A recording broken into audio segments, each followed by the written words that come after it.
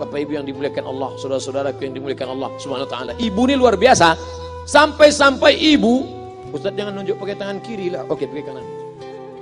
Ibu, andai ngomong ibu salah, tetap dikabulkan Allah Subhanahu wa taala.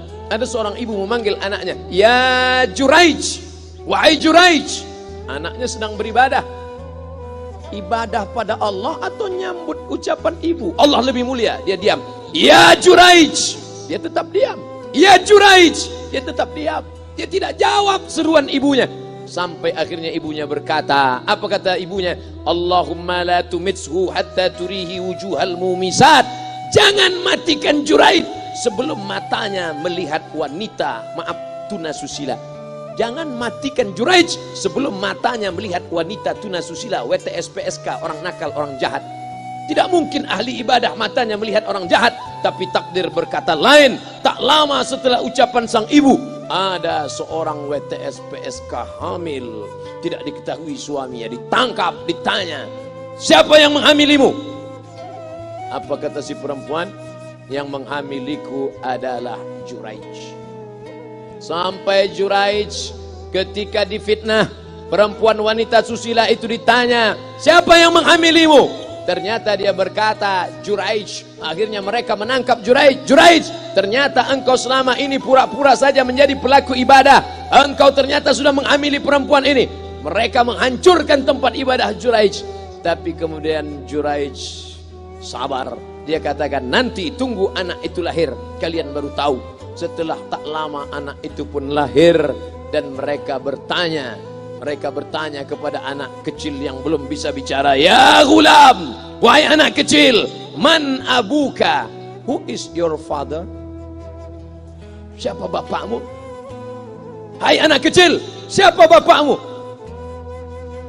Juraij menusuk pusar anak itu dengan telunjuknya. Dia mau tunjukkan kepada orang ramai bahwa dia tidak salah, dia tidak pezina, dia tidak melakukan perbuatan dosa. "Ya gulam, hai anak kecil, man abuka? Siapa bapakmu?" Apa kata anak kecil itu?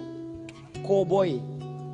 Ko sapi, boy penjaga sapi, pengembala sapi. Bapakku pengembala sapi. Barulah orang Yahudi tahu ternyata ra'il ghanam yang menghamili PSK perempuan jahat tadi adalah penggembala sapi. Lalu kenapa fitnah itu terjadi? Allah mengabulkan doa si ibu sebelum Juraij mati. Matanya pernah melihat wanita tuna susila. Oleh sebab itu ibu jangan sampai kalau marah sama anak memanggil anak dengan kata-kata yang tak baik. Setan, hantu.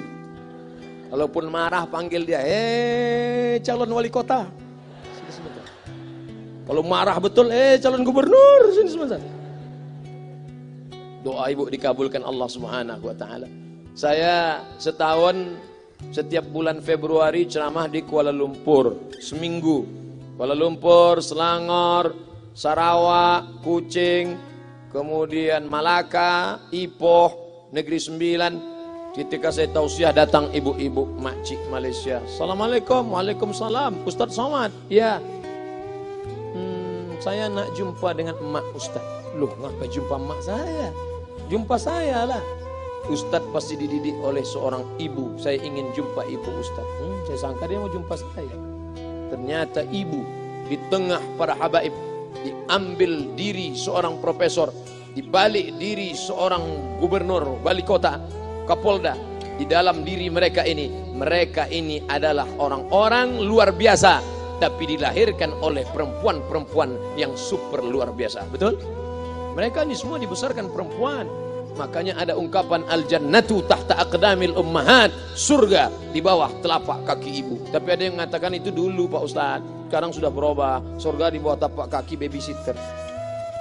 Karena banyak yang menitipkan anaknya kepada penitipan anak. Jangan Bu, walaupun kau wanita karir, tidak seberapa itu. Tidak dapat kau tebus kehilangan masa-masa manja mereka dengan pendidikan. Ini banyak ibu-ibu sekarang sudah tidak lagi mengurus anaknya.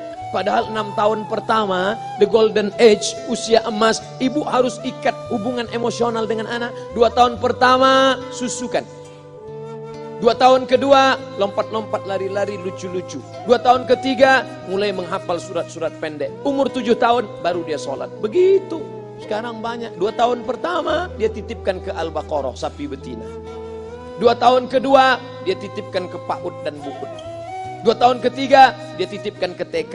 Akhirnya anak putus kontak. Setelah anak remaja baru ibunya nanya, Ustadz, kenapa anak saya lebih mau curhat sama pacarnya daripada sama saya? Karena anak sudah lost contact, putus hubungan dengan ibu. Itulah yang dulu dikejar dengan wanita karir. Pergi pagi pulang petang, peras keringat, banting tulang, tunggang langgang, lintang pukang. Tak dapat kau tebus dengan apapun.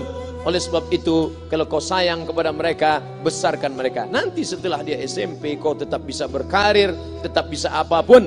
Tapi usia emas ini tetap jaga mereka. Di balik anak-anak yang luar biasa, ada ibu yang luar biasa. Di mana letak ibu luar biasa itu?